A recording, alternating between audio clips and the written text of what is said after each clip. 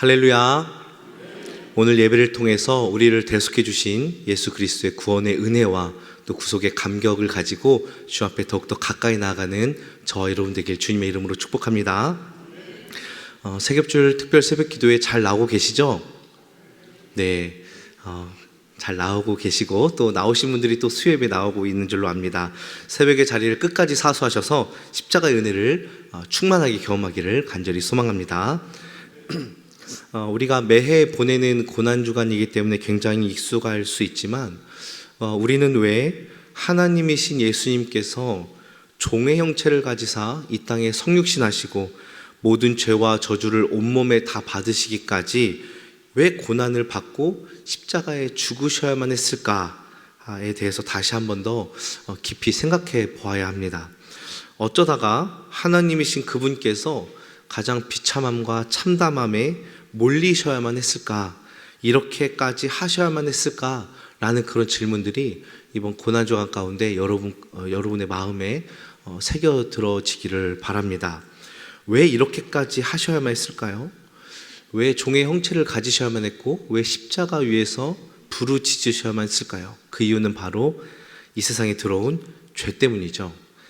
우리는 지금 죄가 굉장히 만연하고 익숙한 세상에 살고 있어서 어쩌면 죄가 굉장히 익숙해 보이지만 사실 그렇지 않습니다. 죄는 흰 와이셔츠에 김치 국물이 쫙 튈 정도로 그 정도로의 오염을 시키는 정도가 아니라 그 옷을 완벽하게 찢어버리는 강력한 부패와 오염을 가지고 있다는 것을 우리는 잘 알아야 됩니다. 원래 이 세상은 그렇지 않았죠. 하나님의 위대하고 원대하고 찬란하고 아름다운 하나님만의 그 아주 반짝거리는 꿈이 담긴 신비한 하나님의 나라가 원래 하나님이 창조하시고자 했던 그런 가장 완벽하고 선한 하나님의 나라였습니다. 이 세상은 삼위 하나님께서 마음과 뜻과 모든 정성을 다 쏟아서 만드신 온전한 하나님의 나라였습니다. 그런데 그 찬란하고 아름답게 빛나는 하나님의 꿈이 어떻게 해서 한순간에 와르르 무너지고 완벽하게 찢어졌습니까? 바로 죄 때문에 그래요. 그렇다면 죄가 무엇이고 이 죄가 어떻게 우리를 사망과 저주와 형벌 가운데로 내몰았는지 또한 그리고 이 죄는 나중에 어떤 결과를 가져오는지를 오늘 말씀을 통해 은혜 나누기를 원합니다. 먼저 죄라는 단어는 믿던 믿지 않던 누구나 흔히 아는 용어지요.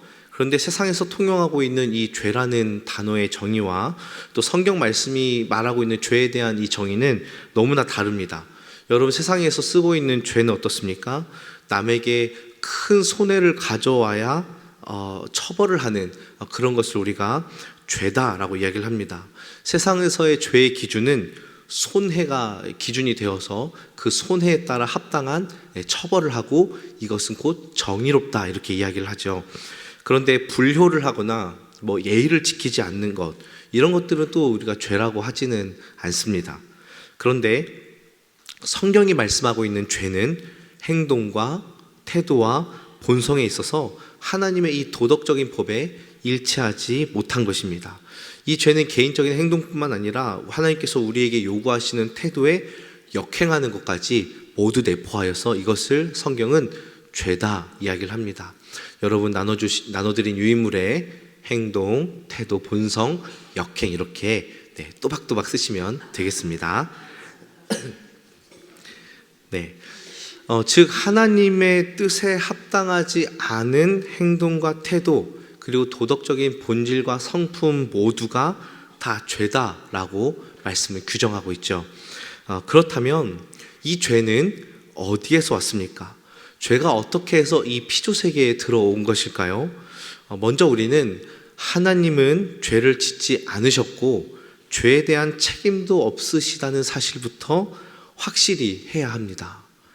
하나님은 죄의 조성자가 아니라는 것, 하나님께서는 죄에 대한 어떠한 원인도 제공하지 않다라는 것, 하나님은 거룩하시고 선하신 분이라는 사실을 우리가 먼저 전제에 깔고 인식해야 됩니다.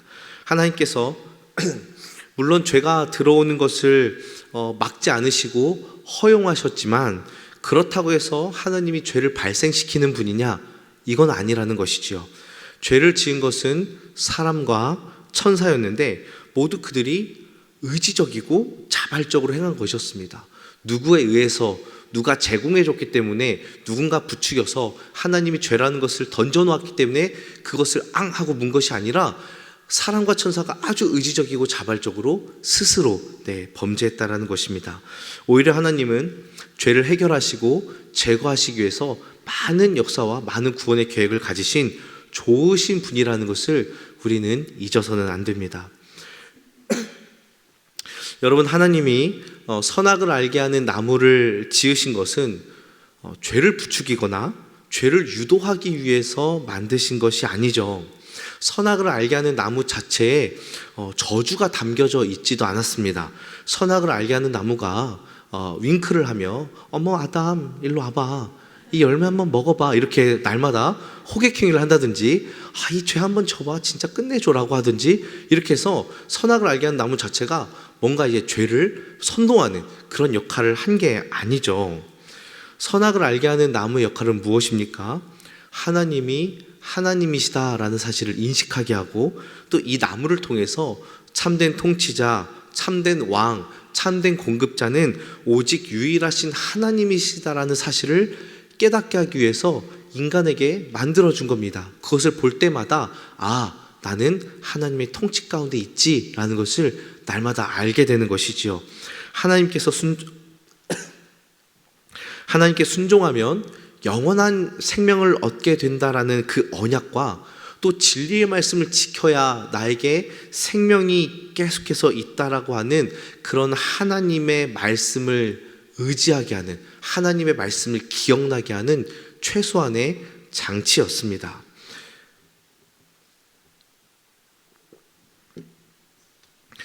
제가 어성경 구약을 지금 담당하고 있는데요. 거기서 이제 예화를 들었는데 편의점에서 제가 어느 날 이제 아이들에게 간식을 사주는데 이게 우산 모양의 별사탕이 막 들어있는 그런 불량식품 아시죠? 네, 모르시면 사 드시면 되겠습니다.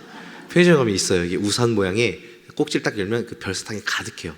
그러니까 뽀빠이를 이제 먹다가 이제 물리시는 분은 딱 그 별사탕만 들어있는 거 먹으면 진짜 맛있습니다. 그래서 이제 두 아들에게 하나씩 사주려고 하는데 때마침 2+1인 겁니다. 그래서 3개를 사고 하나씩 나눠주고 파란색 우산 모양의 별사탕은 아빠 거다 이야기를 했습니다. 이 파란색 별사탕은 아빠 거야, 절대로 건드리면 안 돼, 알았지? 라고 했어요. 사준 지가 지금 몇 주가 지났는데 아직도 파란색 별사탕은 그 모양을 그대로 유지하고 있습니다. 아이들이 건들지 않고 있어요. 여러분, 제가 그 별사탕이 너무 먹고 싶어서 아끼고 아껴 먹는 걸까요? 그래서 아이들에게 먹지 말라고 한 걸까요? 파란색 별사탕이 얼마나 대단하고 얼마나 위대하길래 아빠는 이것을 금기시하고 있는 걸까? 네, 아니죠. 별사탕은 사실 아무것도 아닙니다. 사랑하는 아이들이 좀 먹으면 어떻습니까? 그럴 수 있죠. 그런데 그 별사탕을 먹으면 별사탕이 문제가 아니라 뭐가 문제일까요? 네, 아빠와 아들 간의 약속의 문제죠. 이걸 먹겠다라는 것은 어떤 의미를 이야기하는 겁니까? 아빠의 말씀을 귓등으로도 듣지 않겠다. 나는 앞으로 아빠의 머리 꼭대기 위에 있겠다.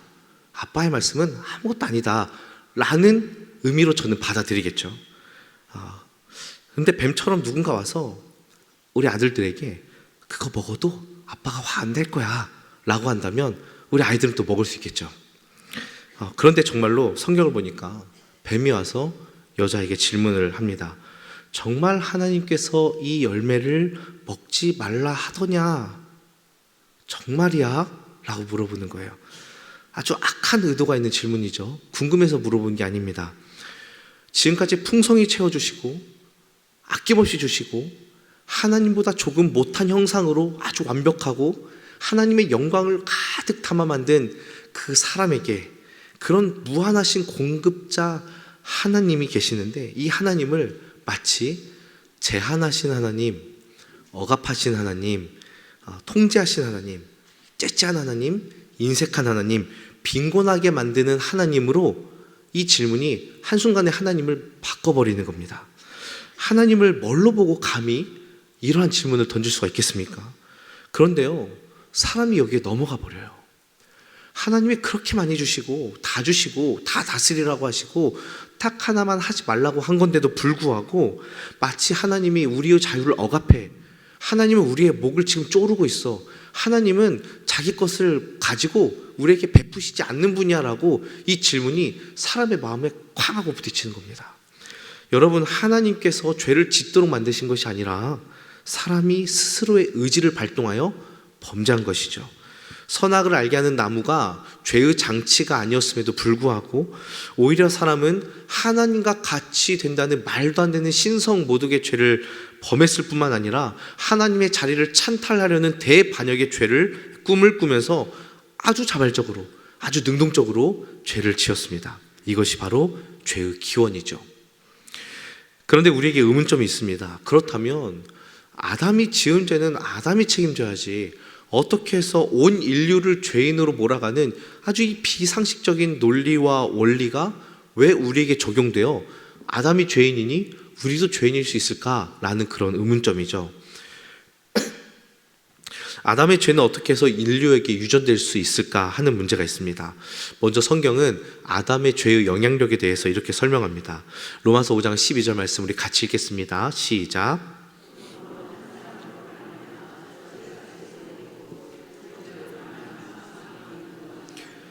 이와 같이 모든 사람이 죄를 지었으므로 사망이 모든 사람에게 이르렀느니라. 여러분, 왜 이런 결과가 일어났습니까? 아담이 지은 건데 왜 우리까지 죄를 지어야 되죠? 우리 고등부 아이들 제자훈련을 하다가 물어보면 억울하다는 아이들이 좀 있어요. 합당하죠. 왜냐하면 하나님께서 아담이라는 개인과 언약을 맺은 것 같은데 사실 아담이라는 개인과 언약을 맺은 것이 아니라 이 아담이라는 단어가 아담 개인을 지칭하는 개인적 이름, 퍼스널 네임이 될 수 있지만 그 뜻에는 인류라는 뜻이 성경 전체에는 더 많이 쓰였습니다. 인류.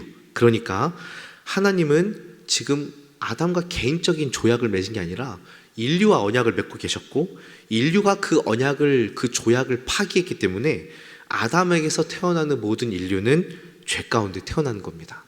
그래서 아담이 범죄했을 때 하나님께서는 아담으로부터 나온 모든 자손을 죄인으로 간주하셨습니다. 에덴 동산에서 시험을 받았던 아담이 모든 인류를 대표한다는 것이죠. 그러므로 하나님은 아담의 죄책이 우리에게 속한 것으로 보고 있습니다. 이것을 우리는 이제 여러분 아시다시피 원죄라고 하는데요.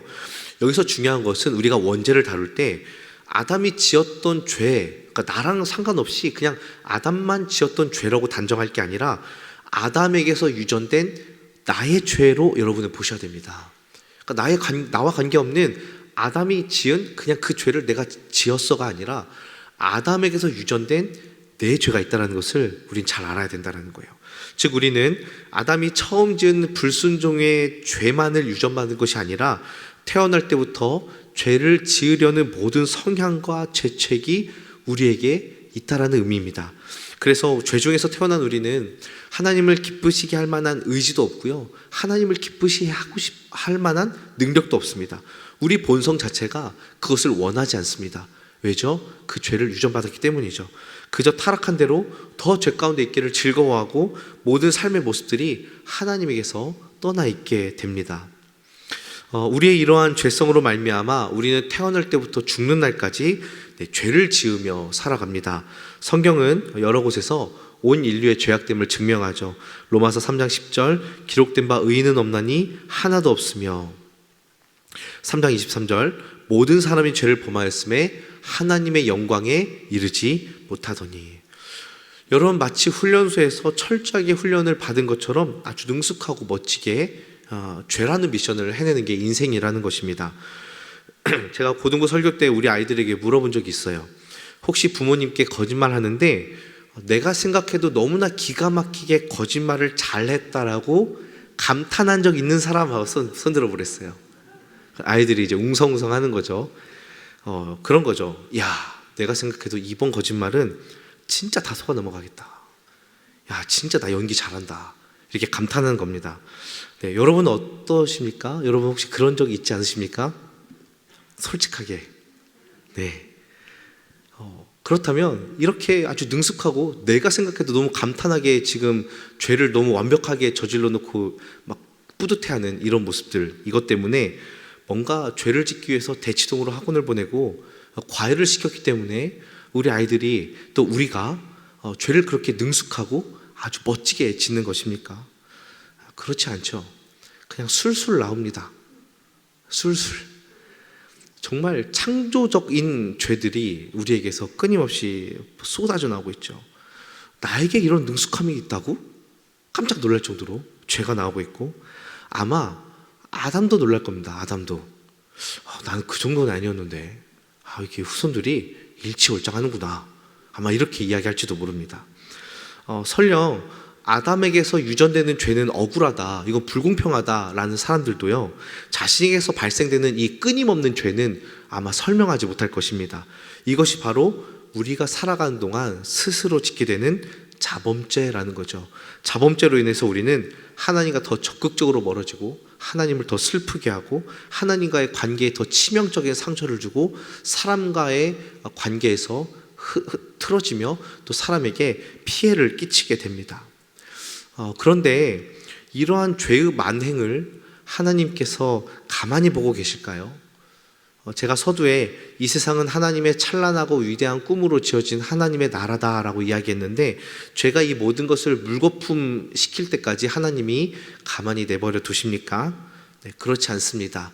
우리 하나님은 이 죄에 대해서 반드시 벌하시고, 이 죄를 이제는 더 이상 죄가 있지 않도록 하나님이 막으시는데, 두 가지로 막으시죠. 첫 번째는 죄인들을 그저 내버려 두심으로 그들의 죄값에 따라 형벌을 받게 하십니다. 하나님이 지옥으로 불신자들을 내보내는 게 아니라 그들의 죄값에 합당한 형벌로 그들은 지옥에 가게 된다는 것을 우리는 잘 분별해야 됩니다. 엄밀히 따지면 예수를 안 믿어서 형벌을 받는 게 아니라 자신의 죄 때문에 형벌을 받는 거죠. 여러분이 많이 들어봤을 예화가 의사 예화죠. 의사에게 치료를 받지 않아서 몸이 아픈 게 아니라 무엇이 내 몸을 아프게 하는 거죠? 내 병이 몸을 아프게 하는 겁니다. 의사 책임이 아니라 나에게는 이 병이 나를 병들게 하고 있는 거예요. 마찬가지로 하나님은 죄에 대하여서 반드시 공의롭게 심판하시는데, 이 죄인들은 자기 죄값으로 그 형벌을 받게 되는 겁니다. 두 번째로는 하나님은 죄에 대한 형벌을 예수 그리스도께 담당하시는 대속의 방식으로 죄에 대해서 형벌을 감당케 하십니다. 하나님은 모든 죄들에 대한 형벌을 모아두셨다가 완전한 의 안에서 십자가상의 예수님에게 모두 쏟아 부으셨습니다. 하나님께서 죄를 벌하심으로 자신이 우주의 의로우신 재판관이심과 우주의 공의가 행해졌음을 확실히 증거하셨습니다. 이것이 바로 하나님께서 택한 자에게 행하는 그런 대속의 방식으로서의 죄에 대한 형벌이죠. 그래서 우리가 예수 그리스도의 죽음을 어떻게 표현합니까? 형벌, 대속적 죽음, 이렇게 표현을 하는 겁니다. 형벌을 대신해서 속한 그런 죽음이 예수님의 대속이셨습니다. 여러분, 그렇습니다. 하나님께서 우리를 불리하게 하는 모든 죄의 빈 문서를 다 지워버리시고 예수 그리스도와 함께 십자가에 못 박아서 없애심으로 우리를 얽매게 하는 죄의 권세를 모두 다 소멸시키셨습니다. 본래 우리는 우리 스스로의 죄를 우리가 값을 지불해야 되죠. 그런데 영원하신 하나님께 대하여 저지른 죄니 이 죄값 동안 영원할 텐데, 한계가 있는 우리가 어찌 영원한 죄값을 다 갚을 수 있겠습니까? 영원하신 하나님께 대한 영원한 죄값을 영원히 갚는다는 것이 사람에게 가능합니까? 불가능하다라는 거예요. 또한 사람이 지은 죄니 사람이 감당해야 되는데, 짐승을 잡아봤자 이것은 한계가 있는데 세상에 죄 없는 사람이 어디 있겠습니까? 또한 죄 없는 사람이 우리의 죄를 대신 사해준다고 나올 수가 있겠습니까? 그러니 모든 사람은 절망과 좌절과 사망뿐인 인생들이라는 사실이에요. 해결할 방법이 전혀 없습니다. 소망이 없습니다. 이 죄값을 영원토록 갚을 길이 도저히 없습니다. 그러나 우리에게 방법이 생겼습니다. 무엇입니까? 영원하신 하나님이신 예수님께서 우리와 똑같은 사람으로 오셔서 우리가 짊어질 죄의 모든 명패를 자신이 친히 지셨습니다. 동시에 영원하신 그분께서 영원한 죄사함을 감당하사 우리에게는 죄 없다 하셨습니다. 그분이 친히 제물 되셔서 영원한 죄사함을 우리에게 전달해 주셨습니다. 지금까지 죄와 사망을 무기로 삼아서 우리를 겁주고 우리를 지배하고 우리를 두렵게 했던 모든 사탄 권세의 모든 세력들을 예수 그리스도께서 한 손에 무력화시키시고 죽음을 이기시는 죽음으로 이 모든 것을 승리케 하셨다는 거예요.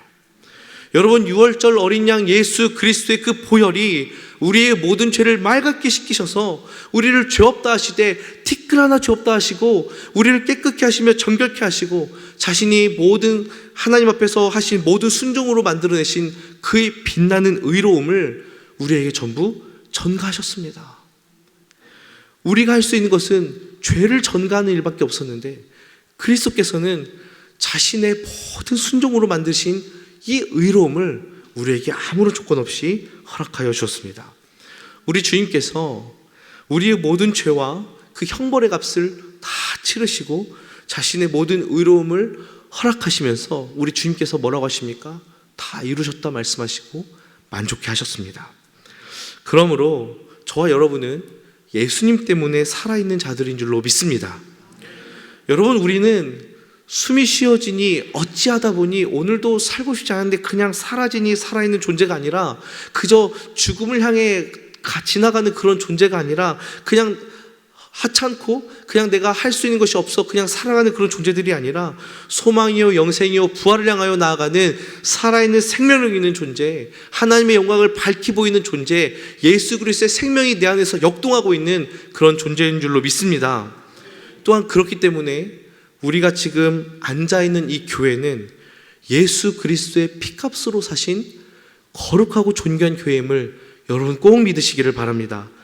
지금도 그리스도의 보혈이요 생생하게 우리의 심장 속을 힘차게 돌고 있으며 우리가 앉아있는 이 자리는 그냥 지어진 자리가 아니라 여전히 그리스도의 생명의 보혈이 흥건하게 젖어있기에 존재하고 있음을 여러분 꼭 믿으시기를 바랍니다.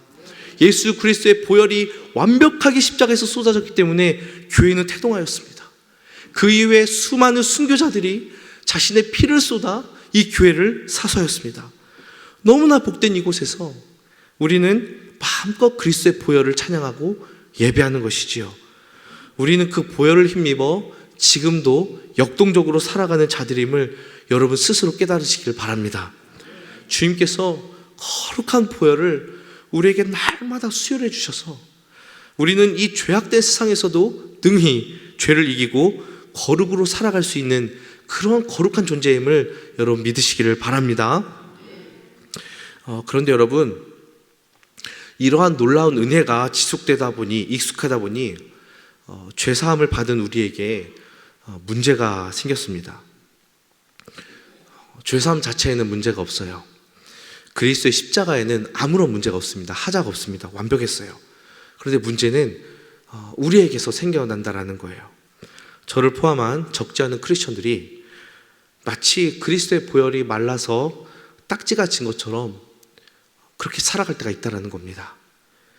그리스도의 보혈이 더 이상 내 생명 가운데에 역동하지 않도록 오히려 지혈하는 사람들이 있다는 거예요. 복받고 인생사가 잘 풀리고 좋은 은혜 받기는 원하지만 은혜를 받기 위한 거룩은 알러지처럼 거부하는 그런 신자들이 얼마나 많이 있습니까? 우리는 그렇지 않습니까? 여러분, 신자일지라도 은혜가 끊기고 죄가 들어오면 마치 불신자와 비슷한 양상들이 우리에게 생겨난다는 거예요. 하나님의 모든 부요함과 풍성함과 채워주심과 이 배부름을 경험하지 못하고 오히려 세상의 것에 치우치는 모습들이 바로 그런 모습들인 것이죠. 그래서 우리는 날마다 그 보혈을 의지하고 우리의 이 생명 가운데 그리스도의 보혈이 멈추지 않도록 날마다 주님께 나아가야 됩니다. 죄가 있다면 엎드려 회개하여 하나님께 용서를 구해야 될 줄로 믿습니다. 여러분, 우리가 주 앞에 회개하면 우리 주님은 두 팔 벌려 우리를 용서하시고 맞이하여 주실 것입니다. 십자가의 은총이 다시 샘솟듯이 살아날 것이고, 다시 한 번 더 하나님을 사랑하고 싶은 마음들이 다시 한 번 더 일어날 것이고, 거룩의 열정이 생기고 부담되었던 말씀들이 다시 한 번 더 내가 할 수 있을 것 같은 그런 마음들이 들 것입니다. 여러분, 우리는 예수 그리스도의 보혈로 말미암아 다시 예수님처럼 사랑하는 자로, 다시 용서하는 자로, 세상의 빛과 소금으로 살아갈 수 있을 것입니다. 이 모든 능력이 죄의 모든 굴레를 끊어주신 예수 그리스도의 대속의 은혜에서 나온 줄로 믿습니다. 그러므로 그 은혜를 마음껏 사모하며 남은 고난주간 세급절 특별 새벽기도에 참여하시고, 또 주위에 연약하신 분들 다 격려해 주셔서 십자가와 부활 앞에, 그리고 그 거룩한 보혈 앞에 온전히 나아가 은혜의 보좌를 마음껏 누리는 저 여러분 되길 주님의 이름으로 축복합니다.